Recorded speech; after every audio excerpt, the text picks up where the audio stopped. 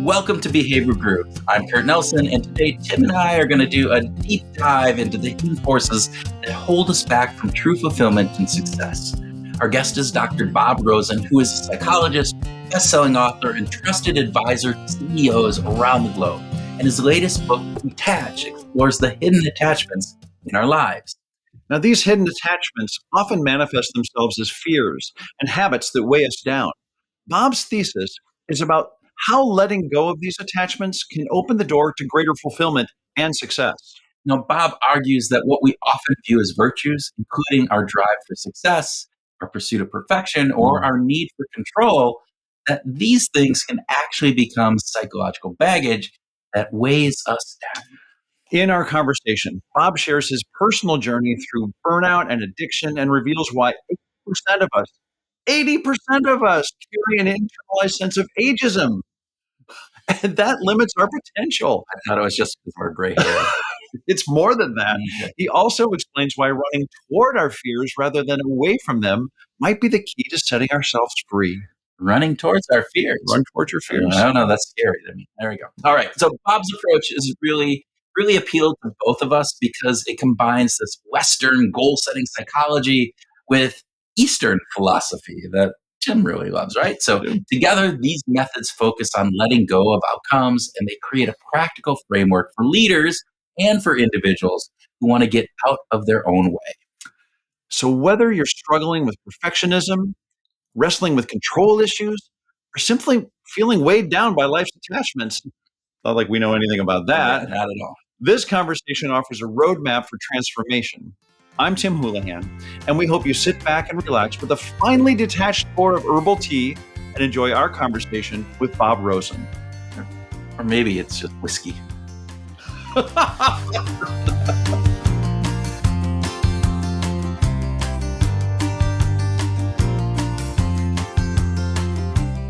Bob Rosen, welcome to Behavioral Grooves.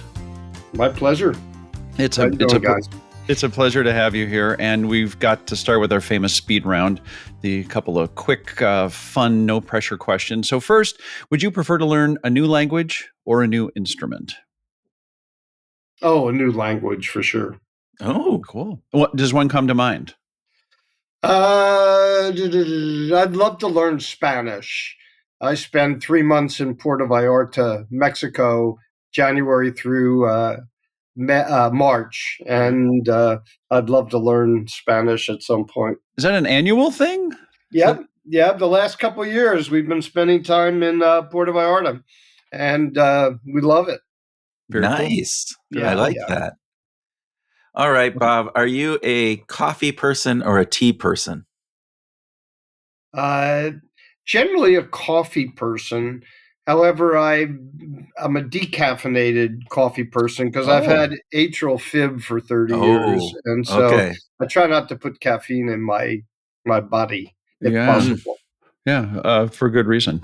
I think it's interesting because I've drank coffee for a while, tea and coffee both, but I had never been one of those people that needed caffeine to start off the morning. But I think I've messed myself up now. And so it's like my sister drinks decaffeinated, and we were together this past weekend, and I drank, and I'm like going, yeah, I'm feeling sluggish still. And I'm like going, oh man, I think I gotta wean myself off of this. So anyway. Things to live by. So this is sort of a true, false, yes, no kind of a question here, Bob. Do you believe that we can ever be fully free of our attachments? No, I don't. I think it's a lifelong journey, and but we can do a lot of work to free ourselves from them. And I'm convinced at this point in my life that they are the greatest source of angst that we have in our lives. Yeah. Well, we are going to definitely talk more about that. Yeah. Okay. Last of our speed round questions here. you list out 10 different attachments in the book. We'll talk about those, but there's two of them that kind of seem like a yin or yang. And I want to ask, attachment to the past or attachment to the future? Which one, in your opinion, is harder to let go of? Well, it's interesting. My husband and I, Jay, have a dinner party from time to time, and we ask our guests, what percentage of your time do you live in the past, the present, and the future? Okay. And the people who live in the past tend to be sad, sometimes depressed. The people who live in the future are some people who are generally anxious and worry a lot. But most people want to live in the present. I'm definitely an attachment to the future kind of guy. Okay. And I tripped up over the attachment to the future and success in my Hmm. life. And I'm happy to talk about that too. Well, first of all, I just got to say thank you for just acknowledging that you wrote the book on it, right? Detach is your book. We're here to talk about that, but you're also like open enough to say this is where I'm at. Oh, definitely. Definitely. I was attached to the future and success. And I grew up in a lower middle class family, wanted to get out and be successful, and was obsessed with just my career and ambition. And it led to burnout. And at one point in my life, after a bunch of surgeries, I got addicted to opiates. Percocet and Vicodin. And so I ended up becoming attached to pleasure. So I have my own story, just like everybody else has theirs. It's always interesting. We talked to a number of authors, we talked to a number of researchers all across the board. And I think many times the most interesting and the most deep are those people who are doing a little bit of me search, right? That little bit like, Yeah. this is a reflection on me. And did you take that into account as you were writing the book, or is that just Oh, a happy circumstance? oh, no, no, no, no, no. All my books are personally motivated to some degree. I wrote Great. a book called Just Enough Anxiety in 1996, and it was not a great time in my life. um, Wow. yeah, I think you gotta have a burning desire inside of you to spend a year or more writing a book, and but I have learned that these 10 attachments are so helpful in myself and in other people that I've coached and consulted with that I wanted to share it. And I wanted other people to see that they could get out of the way of their own angst and become more fulfilled and successful as a result. Can you give our listeners an example of an attachment if they might not be familiar with the way that psychologists use the term? Can you just give us a quick definition, Bob? Sure. Well, I've always been a fan of Western and Eastern psychology, and Western psychology is all about setting goals, problem solving, forward thinking, positive aspirational thinking, and Eastern psychology is all about living in uncertainty and having attachments and learning to detach from the desired outcome so you're not weighed down by it. So an attachment is typically like baggage. It's a set of thoughts, a set of feelings, a set of perceptions, some behaviors that weigh you down. So an example would be you've had a bad relationship with your parents, and Hmm. your parents died, and you hold those negative and difficult memories inside of yourself, and it influences everything that you do, particularly the future relationships that you develop. So that attachment is that story, that narrative that you create for yourself that holds you back and is generally founded in fear. In the you talk about the Western versus Eastern kind of Yeah. focus on this, and in the Western component, and maybe I'm wrong on this, but in looking at the book and thinking about things, you argue that attachments sometimes masquerade or often masquerade as virtues, success, Yes. perfection, control, those types of things that you talk about. Youth is one of the ones that you bring up, and like this over kind of we kind of over index on youth and various different things. How do we determine which is an attachment versus which is actual virtue, and what do we do about that? Well, the field has recently focused on attachments in a positive way. It grew out of infant research Yep. around infants that were anxious or easy, infants or hard to warm up infants, and that people grow up with their attachment style. And there's been a lot written on this. This book is really the other side. It's the unhealthy attachments that hold us back. Now, you're absolutely right that each one of them is positive at some level. Mm-hmm. But if we have too much of it, it turns into baggage and ultimately an addiction. And Mm. uh, and so, I mean, who would not want to be successful? But when our desire for success turns into a compulsive need for achievement, we've got a problem because we're defining success from the outside in based on other people's expectations and not our own. And this is driven oftentimes by the fear of failure, Mm. which drives our attachment to success. So, and each one of those can be understood from that perspective. How do we know when we're getting into that danger zone? Well, I think we experience difficult emotions. We may feel anxiety, we may feel sadness, we may feel frustration, we may feel disappointment, um, we may feel fear, and the first step is really awareness.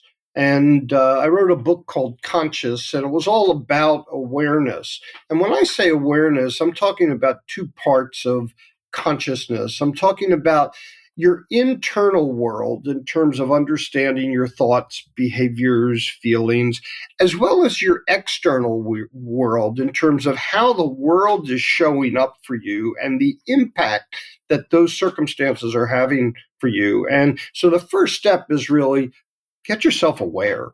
And that's one of the problems. There are lots of people who are simply unaware of themselves and what's going on around them. So, which is a really great piece of this, because when Tim and I have talked about this a lot, Yeah, I can is that imagine. it's really hard to be self-aware sometimes, right?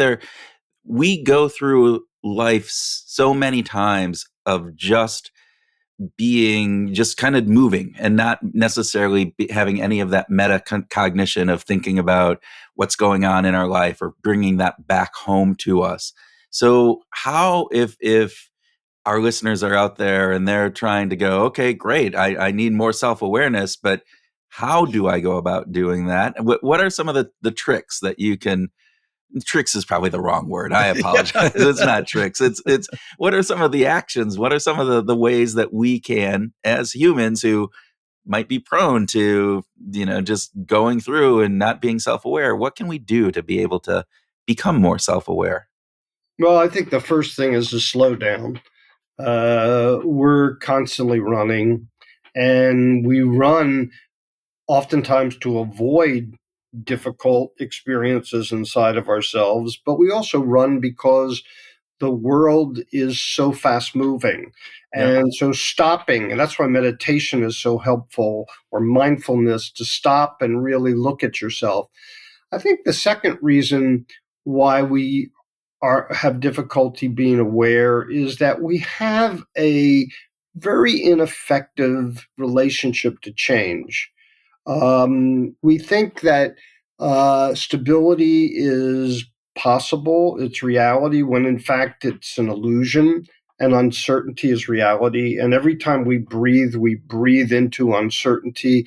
And with uncertainty comes vulnerability, and it comes an anxiety because it's scary in an uncertain world. So we run away from that sense of uh, ill at ease around uncertainty.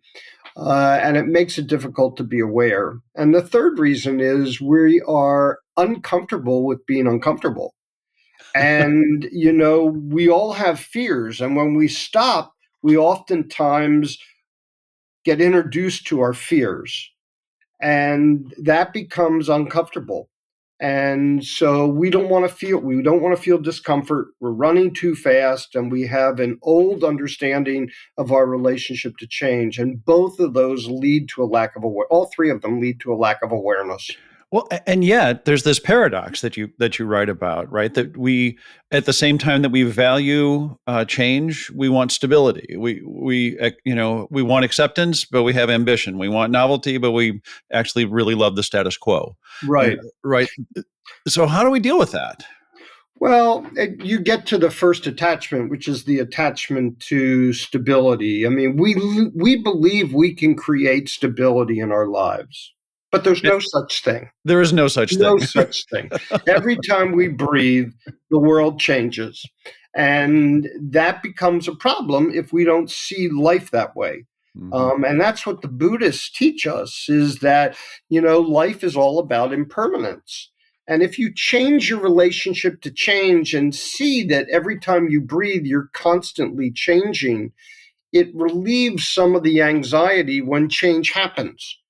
Because change happens, people get anxious. The other thing is that a lot of people think that change happens to us from the outside in.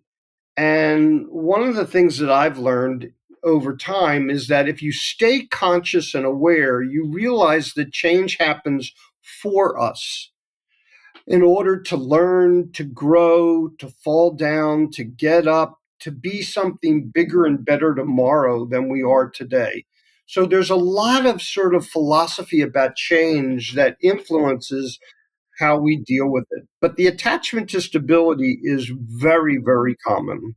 I find it interesting as you're talking about this, Bob, that this idea that change happens to us, and I think you mentioned Buddhism. It kind of has this different thing, and I love that you wrote in the book.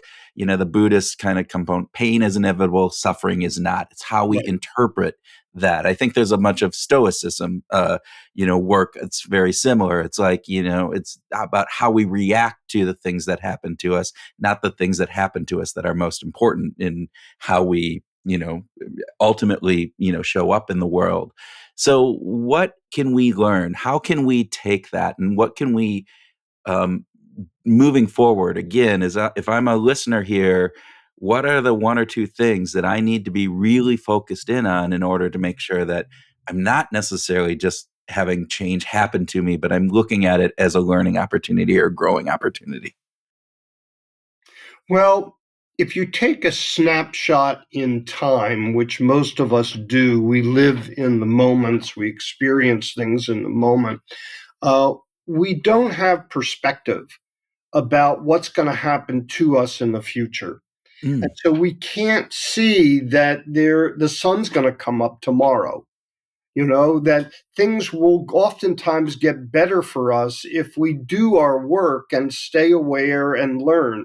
I mean, the brain is designed to adapt to threats and learn all the time. But right. when you get stuck in fear, either consciously or unconsciously, which is what these attachments are, the brain stops working. It gets stuck. And suddenly we're not adapting to the future. So the key is to really understand how you are attached to something. So for example, if I'm feeling angst, I will actually go into meditation and I will go through these 10 attachments and ask myself, what am I attached to? Mm, And what am I scared of underneath each of these attachments? For example, uh, I'm trying to control something. Okay. And one of the things we learn from the serenity prayer is, that you have to distinguish between what you can control and what you can't control. But we were all brought up from early childhood to believe that we can shape our environment. We take control, we influence, we manipulate people, and then we forget that much of the world is uncertain and we can't control it. So, what we have to do is recognize that vulnerability is part of living. It's part of change and uncertainty, and that we are vulnerable, and it's okay not to be in control Yeah. because the world operates that way.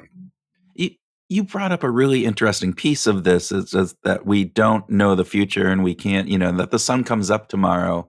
And I see this at least in my own life, but as well as others, is that as we grow older, those occurrences that kind of throw us off our thing, maybe some of the attachments that we have, we realize we've gone through this before. And if we can just reflect on, yeah, this feels really painful right now that there's something going on and oh my gosh, the world is going to end. You get that ruminating. There you go. Whatever that word is, right? We know what that word is going on in our head. But, if as we grow older and experience some of this, I find, at least for myself, that yeah, I've been through something like this before. It came out okay. I actually grew from it, or it didn't kill me. It wasn't as bad as I thought it was going to be. And I have a better way of being able to respond to that. And is that something that you've seen as well? I mean, do we grow that wisdom as we get older to a certain Oh, degree? there's no question about it. Let's just look at the attachment to the past. I write 30 stories in the book Yeah. with questions to engage you. And one of the stories is about an executive from a Fortune 50 company, recently retired, who grew up under the tutelage of a narcissistic father. Okay. Many successful business people have narcissistic, hard charging fathers. And it shut him down. It shut down his emotions. He didn't really pursue the career that he wanted to pursue. He wanted to become a musician. He ended up being a finance expert and the like. But in the process of doing his work, quote unquote, and becoming more aware, he got more comfortable being uncomfortable Mm, about his relationship with his dad. He discovered his deeper emotions and the fear, and then he learned to surrender and let it go. He had an imaginary conversation with his father and basically told his father off and said, "This is what you did to me, and it doesn't make me very happy." Then he went to the next step to forgive his father and himself, because forgiveness is so critical to moving from an unhealthy place in the past. And then finally, he rewrote his story. He created this whole story about his father making it difficult for him to make decisions because he was scared of his father. And he rewrote his story because now he's 55 years old or 60 years old, and he has so much more power and control over his own life. So that's sort of the process that people oftentimes go through if they're attached to something, particularly in the past. Let's stick with this. Thank you for bringing up. That's a great example of a leader struggling with this. You do a lot of work with leaders, and I think Yeah. this is really an interesting thread to pull on, if we could, Bob. Uh, we live in a world where hybrid work is becoming, well, has become since the pandemic, sort of a standard. Right? There's global uncertainty. My God, we live in a world where, in the United States, where you just never know what's going to happen from a political perspective. Uh, and I'm wondering about trust, and how can leaders build trust in Yeah, a way that is it's a huge issue in the sustainable? hybrid workplace because, Yeah, if you're attached to things, particularly in the area of control, you have an attachment to control or an attachment to perfection, you have trouble trusting people. And in a hybrid world, that is really problematic yeah, because how are you going to build commitment and engagement when you don't trust people when they're not visible to you? And that's a real problem with a bunch of leaders. And many of their responses, let's pull them back into the workplace. But yep, people don't want to come back into the workplace. They had a taste of what it's like to work virtually and they love it. And so that's a real problem. Leaders also get hijacked by their ambition. They get hijacked by their attachment to perfection. It's one thing to hold standards that are idealized and flawless standards of perfection for yourself. But when you impose that on other people, it becomes a real problem. And that's what happens when people are attached to perfection. There's a difference between perfection and excellence because excellence is more flexible and it's more accepting of the truth, which is we are all imperfect by nature. And it's okay to fall down and make a mistake. And if we don't see life that way, it creates so much anxiety for us and so much worry. So that's a big one. Here's the antidote to this. I find that leaders who are self aware and committed to their own development have a very different understanding of their human strategy in the organization. You've got a finance strategy, a marketplace strategy, an operations strategy, and you have a human strategy. And that's really about the purpose, the values, the leadership, the culture. And that understanding enables them to build a healthier culture inside their business, which becomes their competitive advantage. So, this deep understanding of self awareness is so central to running a great company today. Um, Unfortunately, we're going through a period where we are moving away from the human stakeholder and we're focusing more on the finance stakeholder, on short-term profits and the owners of the business. And we'll do that for a while until we realize that it's not a very good strategy for success. It works for some companies that have a business model that is successful despite the mental health of the leader. Mm, And there's sometimes business models do that. They're right. so good. But for most, you need a self aware leader who knows how to create the environment to bring out the best in people. So Bob, what do you do when you run into that leader that is not self-aware, that is focused in on the financial fully? And Tim and I both do consulting, Yeah, and we work with those.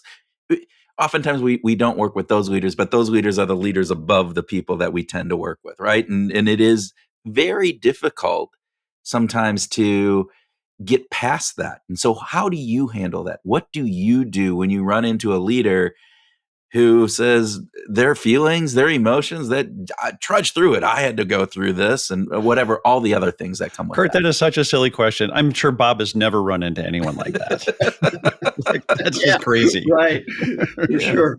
Well, first of all, my career really was spent with CEOs. Yeah.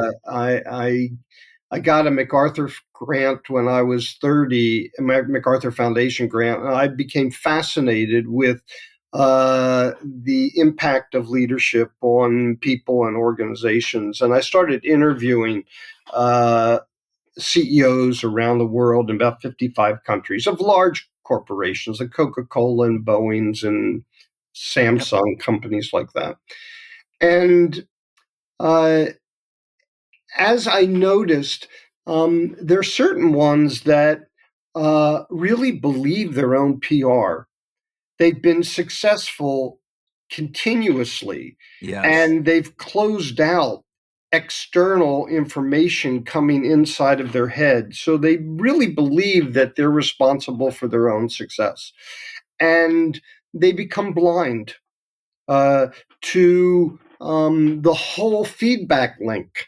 Right. So, how do you deal with these arrogant leaders? Well, fortunately, a whole group of them never hire me because, you know, I'm not the kind of consultant that they want to deal with. So, You're in not a their way, guy. that's kind of fortunate for me. Yeah.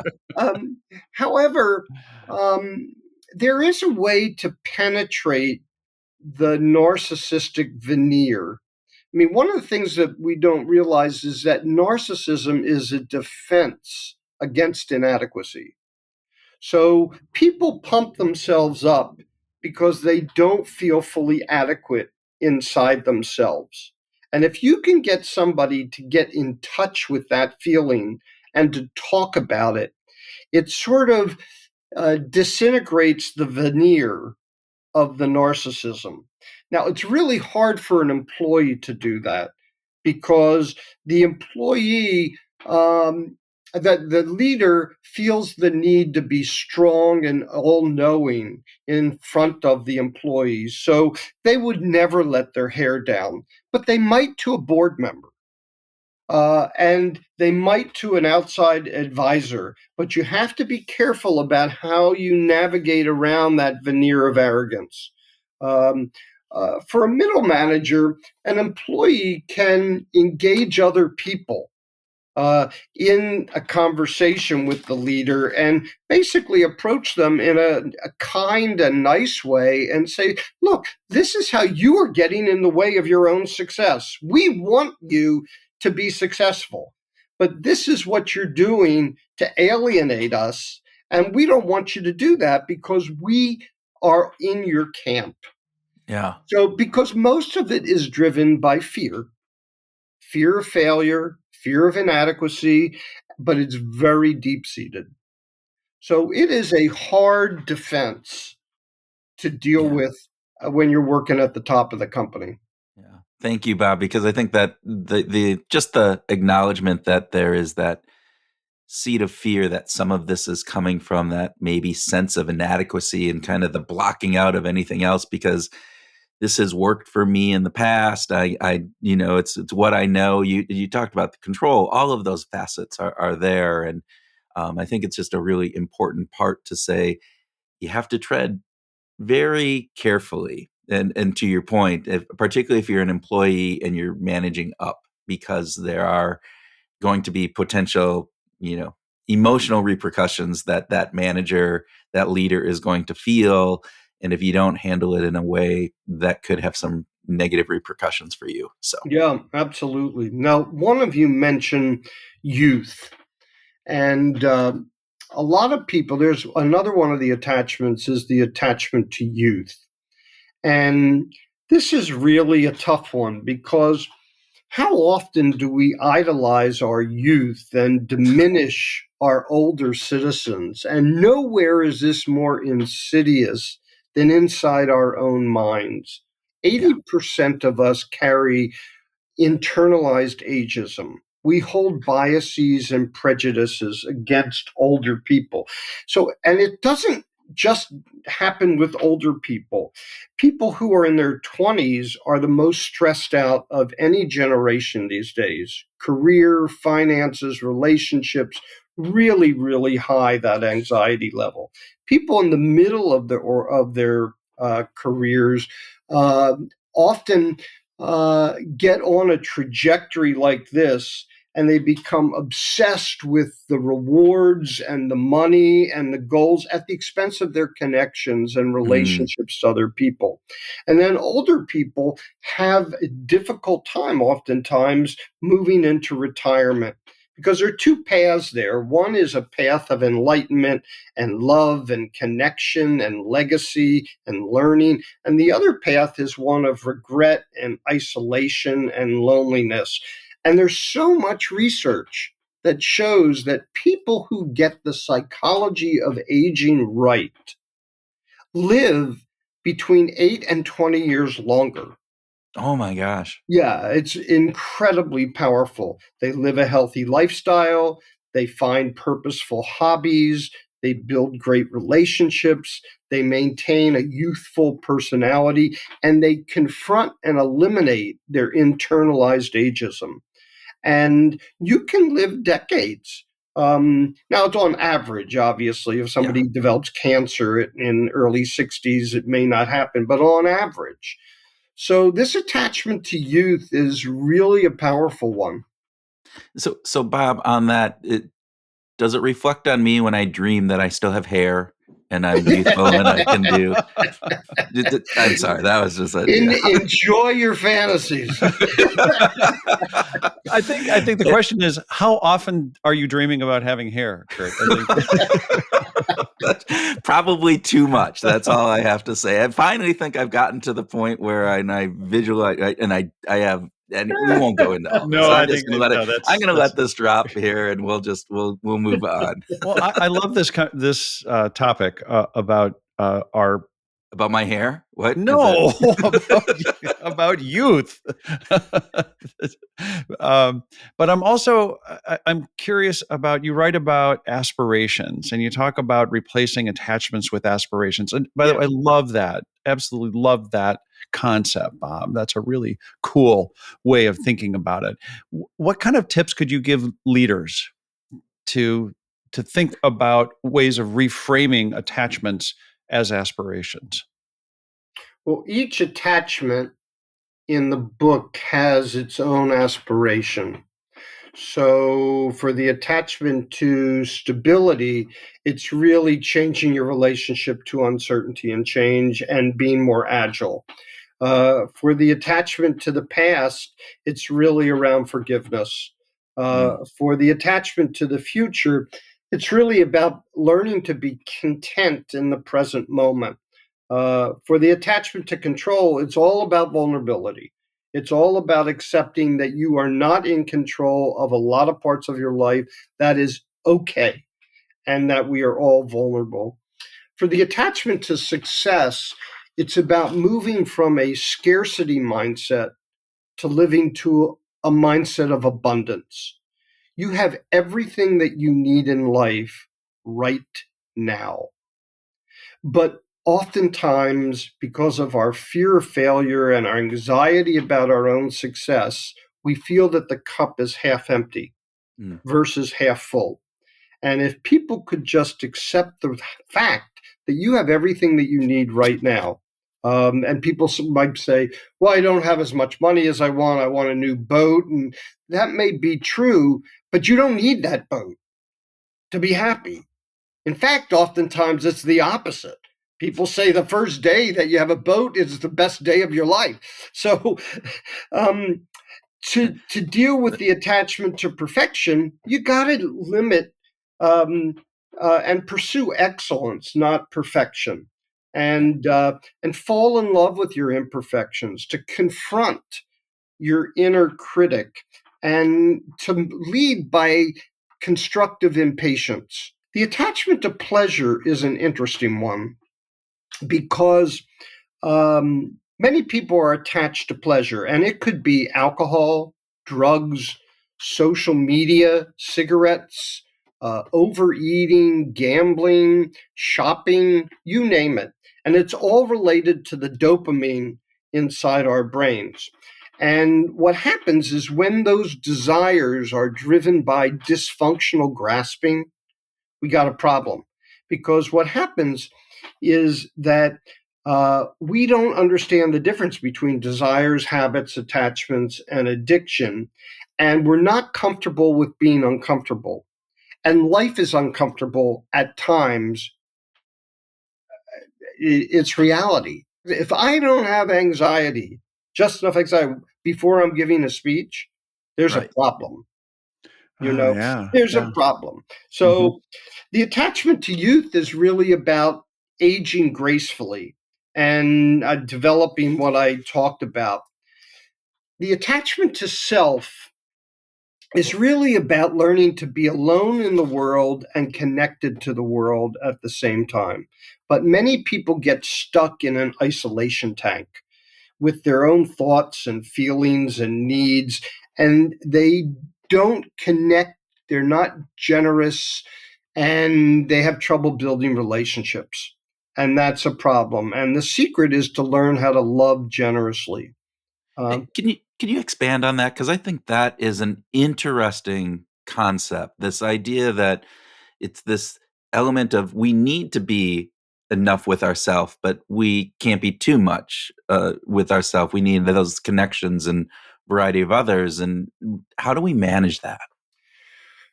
well, a lot of people can be self absorbed and they lose perspective.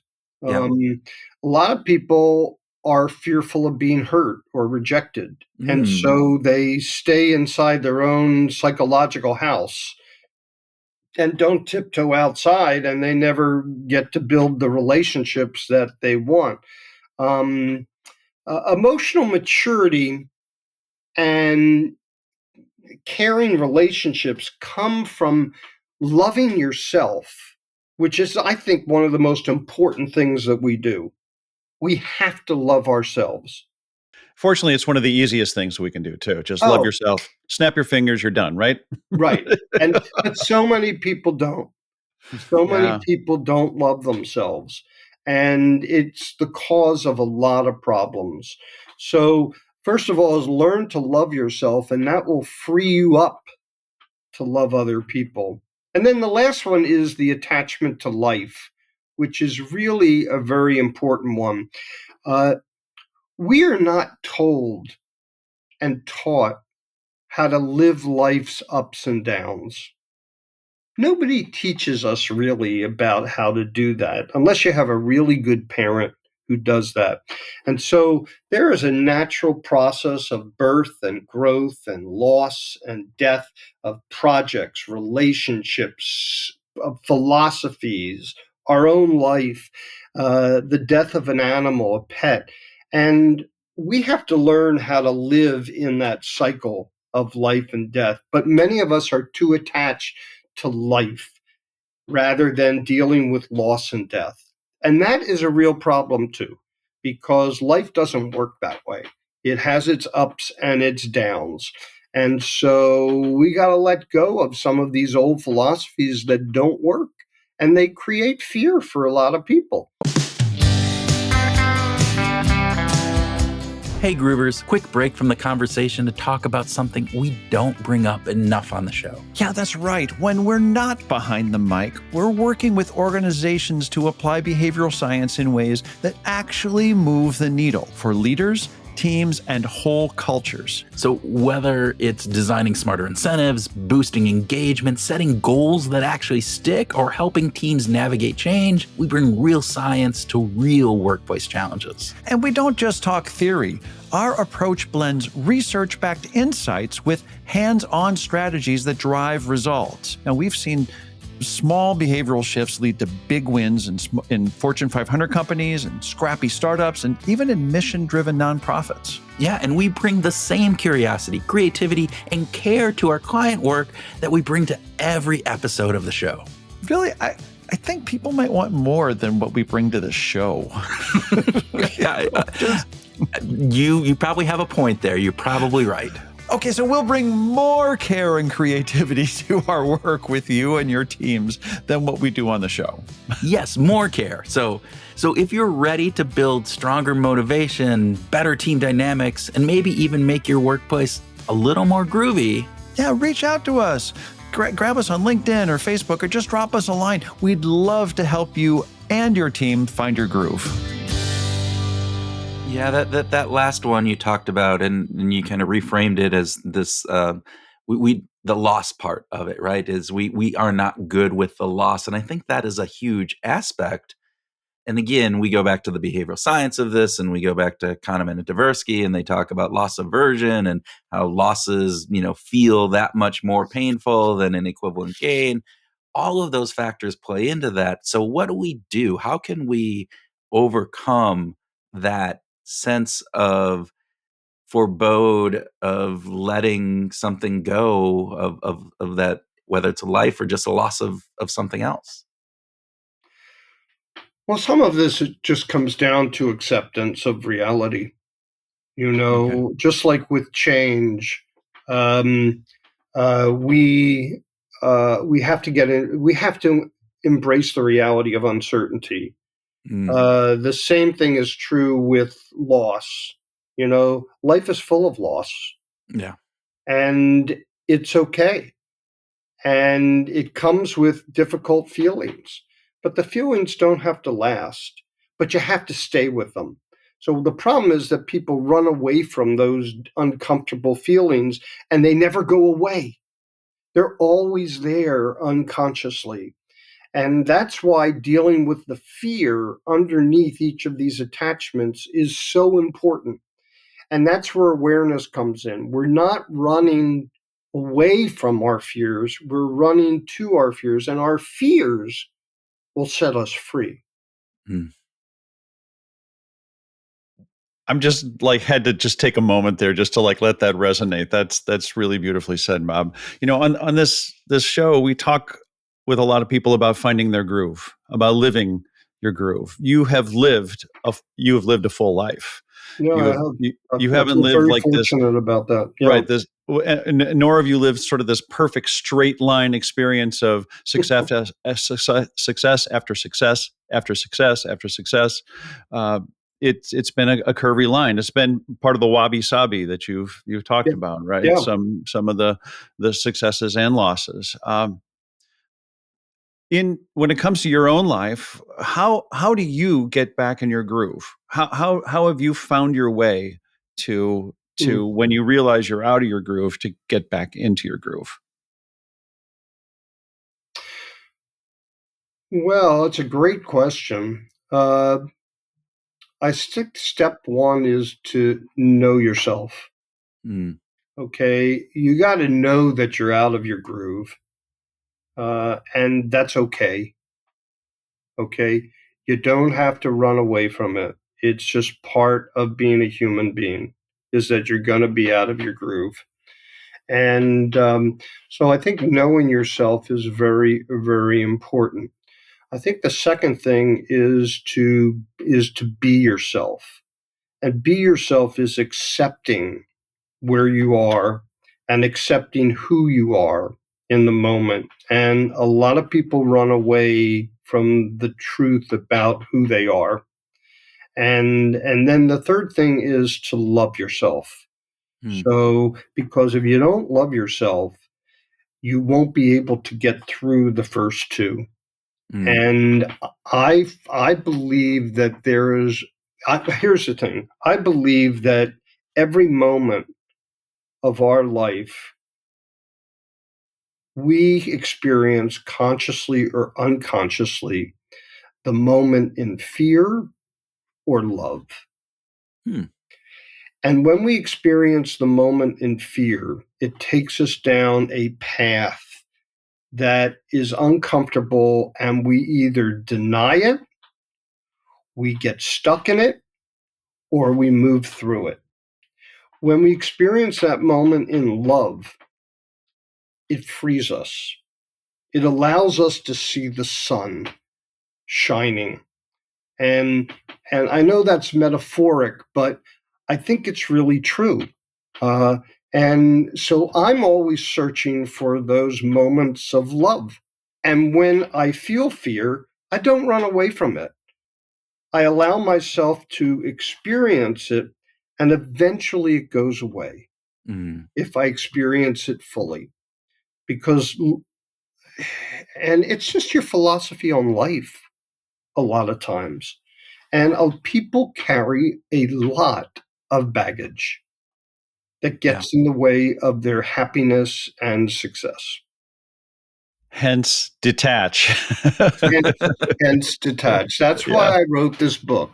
I yeah. wrote this book because it was an accumulation of my life lessons and the lessons that I've learned from the people that I've met. I interviewed 30 people for this book. So, and they were mostly a couple colleagues, uh, some friends, and a couple family members who I've seen go through the process of detaching and moving from unhealthy attachments to positive aspirations. And sometimes we learn best from stories that tell the truth. And frequently there's stories and books that just prop people up versus tell the truth about what life is really like. And so that's why I wrote the book. Now what I've done subsequently to that is that we created an assessment that measures your 10 attachments and gives you feedback on where you are and the research that supports that. And then we created 10 workbooks for each attachment that takes you through that four-part process of awareness, attachment, aspiration, and then action. And we have a little video that goes with it and a book club guide that teams and people can work together on this. So I really wanted to make the book practical for people so they actually can change their behavior. And I'm Yeah. excited about that. moving We will forward. make sure, yeah, we'll make sure to put the links to all Oh, of that great. I in the appreciate show that. notes. And so listeners, we encourage you, go out, get the book and look at those and take the assessment and make sure that, if there's a workbook that you need as well, we can, I we'll make appreciate sure that that. they're, yeah. So, Bob, imagine that you're on a desert island and you've got a year and to bask in the love of the desert island experience, and you've got a music listening device that has two artists on it. Which two artists would you put on that device? Wow. And you get their entire catalog. So every song that they've ever been a part of, every joint collaboration. Well, there's a song that has always been my favorite from my teenage years, and it's by Procol Harum. It's called A Whiter Shade of Pale. I Yeah. love that song because it really talks about, you know, uh, this whole process of seeing light at the end of the tunnel and experiencing love over fear. The other thing I would listen to is I would just listen to a compendium of disco music. I grew up with that when I was in my 20s and 30s. And today I work out 5 times a week in the gym, generally on a stationary bike, and I lift some weights. But when I'm on the bike, I go back to that disco music, and it Yeah. motivates me to get through my 40 minutes with intervals. Do you have a favorite? I mean, is it the Bee Gees? Is it where? And again, I was a little young on the disco age but I caught it at a younger age. But You know, I love them all, but every time the song "Gloria" by Laura Branigan comes on, I yeah, can't help myself. My heart goes up as much as it can. I have a pacemaker now. From my atrial fib, Oh, my heart slowed down too much, and they put a pacemaker in, but it doesn't affect my life. I mean, it just means I got to work harder because my heart never goes up too high, yeah. and so my metabolism is a little lower. but Laura Branigan does impact your. Yeah, yeah. I mean, what can I say? Oh, that's fantastic. Bob, thank you so much for being a guest on Behavior Groups today. Oh, my pleasure. It's great talking to you guys. And thanks for all your work. You're doing some great work. I mean, so much of my life has been about bringing behavioral principles to the workplace. I mean, I had a headhunter once early in my life who I didn't have any money to pay him, but I went to him and he said, "Why don't you just do what you were trained to do? Just stand up." And Mm, that's what you guys are doing. You're just standing up and telling the world about what we know about human nature. And there's nothing better than that. thank you. Thank you. Thank you.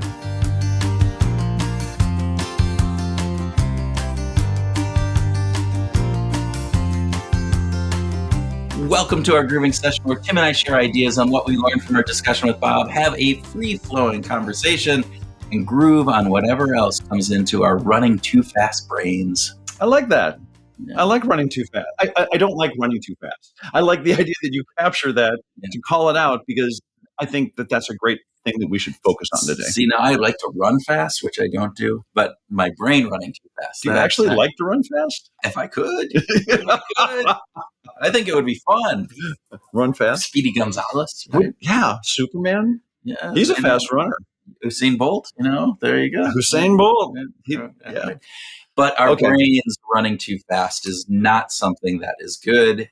And I think it's a really important piece that Bob brought up. I think this idea that we are really trying to do too much too fast with these perceptions, it kind of ties into some of the other conversations we've had recently about what we think might be a virtue isn't actually a virtue. I think you got something there. Like we misplace this stuff and we end up thinking that it's one thing when in reality it's another. He pointed out, I think that this whole stop running thing has some really wonderful implications. And we start by reframing stopping running by thinking about it as awareness rather than laziness. Like that could be a great place to start, just to go, I'm going to stop running because I want to be more aware. I want to actually dig a little deeper into what's going on in my life or my job rather than just saying I'm lazy. I think that reframing that could be a great place to start. Yeah, and I think there was a key piece that he talked about, which was this idea that maybe we have that constant running because it keeps our mind going, so we Mhm. don't have to slow down and fear the uncertainty of not knowing. The Right. idea that, okay, this may not go as I like, or various different pieces in that uncertainty. And Yeah. the other piece I thought was really interesting is Bob talks about, like, by stopping or slowing down, right, is that's where growth starts. It's where we start to have that self-awareness, that self-reflection, Right. the ability Right. to stop, not because we're lazy, but because we're actually trying to understand things at a different level. Yeah. So, How often do we do that? I'm just thinking about we take vacations.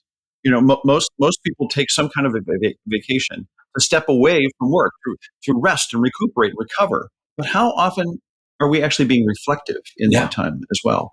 yeah, I think it's an opportunity. and I mean, I know myself. Like many of my vacations are go go go go. We're going. We're on Right. the move, right? It's Right. like it isn't a Right. vacation where it's like, oh, I'm having this time to be reflective and to think about what I do. Yeah. And it's not. And I don't even know if it's like a vacation. I think there can be a component of this, which we should hold these like reflective times as an individual Yeah. that, hey, what am I doing in my work? What am I doing in my life that Yeah. I need to think Yeah. about? Because is this the best thing for me, or is this, as we're talking about, are these moral, uh, sacred beliefs that I have? Are they mine, or am I Wow. borrowing them? As we From talk, my community. Right. yeah, like, Yeah. and so Right. understanding what's truly true for us versus what we've just adopted because it's easy, because that's what my community around me believes, or various different things. And too often, I think when we're running that fast, we don't stop to reflect on that. And I get it from a cognitive load theory perspective. Like we only have so much capacity. We're cognitive misers. When we feel like we're getting too much, we don't want to start to add additional thinking time to have to reflect on it. Exactly. Right. So I kind of get it from that perspective. But running really does deplete our mental resources. It does. It does. All the switching costs involved, Yeah. it's not really healthy for us. No, and I think so we'll talk about some of those aspects, but I think there's also this idea of, we talked about reflection, and it's that metacognition, right? It's the Yep. thinking about how Yeah. we think. It's Yeah. thinking about the patterns that are being exhibited in our Yeah. lives. Taking that time to slow down to hopefully reduce some of that cognitive load, but then spend that time thinking about how we're showing up. And that can help too from a perspective of emotional regulation. There's that aspect of Yes. we Right. we don't understand. We're running so fast that the emotions don't get examined, and so we don't understand them as Right. well. And always being in this reactive mode doesn't really lend itself to emotional regulation. It just lends itself to emotion just being blah, this big vomitudinous thing. So I don't even know if that's a word. Okay. Vavatunas, or I can't even pronounce it. There you go. I can't pronounce half the words you say though. That's how it works. Okay. So some practical takeaways. Okay. Right. Um, there is something that I want to just start that my brother does when he travels, and he does this with everybody he travels with. And he and his wife, they end each day and they say highs and lows from the day. Okay. It doesn't take long. This is not a hour long discussion. This is like just a very quick little recap that they do, where they just say name two or three highs from today and two or three lows, and it just causes the brain to kind of go back and go, oh yeah, what was kind of low? Yeah, well, I remember that low. That was really prominent. Or hey, there were those times that was really fun to do. And they have this, and of course, it helps us cement in our memory what it was that was important and not so ideal. But I also think it's kind of a wonderful thing just to have that sense of reflection. It's a very short-lived reflection. It doesn't have to be deep. It doesn't have to be journaling for an hour, but it's just a really nice little Jeez. Okay. And I don't have anything against journaling, by the way. No, but I will add to that. Like, you talk about that being on vacation and various different things. I think you can do that in an everyday moment. I think you can do that as part of the habits that you set up, the rituals that you have for yourself. Yep. I think there's also part of that could be that it could be a 60-second thing, or it could be a 5 or a 10-minute reflection. It could, yeah. And gets a little bit deeper, because I think there's something about writing, and I will emphasize the journaling part, the writing down. It doesn't need to be in daily shift, but it could be. It could be. Right? Or a new one that we're building that's specifically more for that. But it doesn't have to be. It can be anything that you just write down, because what it does is then you start seeing the patterns. You start seeing, where are those things continually, like, what are the lows in my day? What are the highs in my day? Yeah. And that changes then, because too often we skip by some of those and we don't see that it's reoccurring on a regular basis. Yeah. That the pattern is continually coming back into fold. So I think that's a really important thing. So what are some other practical tips? I think we could also just try to reduce the idea of multitasking. No. Because multitasking, first of all, it doesn't exist, right? We cannot actually do and focus on two things at one time. Our brains focus on one thing. I'm sorry, I was answering a text here. Focusing on one thing at a time, but we switch really quickly. Yes. And this switching, we know from fMRIs, has a cost, has a cognitive load cost Yes. to all this switching. So the better we can do at saying focus on one, and our brains are going to wander, and that's okay. But actually switching tasks works against us. So saying single focus for however long we want to stay focused is really, really generative for both the work that we want to do and for our brains. Yeah. So use time blocking. I schedule this time out. When you do that time blocking, I can focus in on a single thing. Take your phone, turn it off, put it away. Don't just put it on vibrate. Get it away from you. Yeah. Make sure that you block out, like if you close out of other windows on your computer. Really focus. And if you don't have to use a computer, if you can do something without even using a computer, there's good research that shows that you can have that concentration more.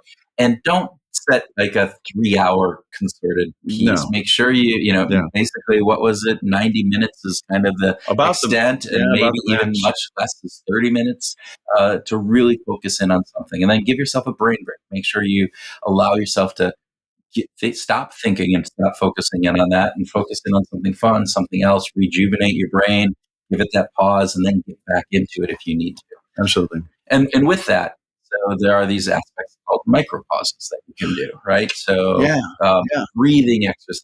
It can be 1 minute, 2 minutes, 3 minutes. They're nothing, like, it's not a 10-minute piece. It's just micro pauses. Give yourself that break. Find a quiet place. Look out a window. Make sure your gaze is further than the screen that you've been focusing in on.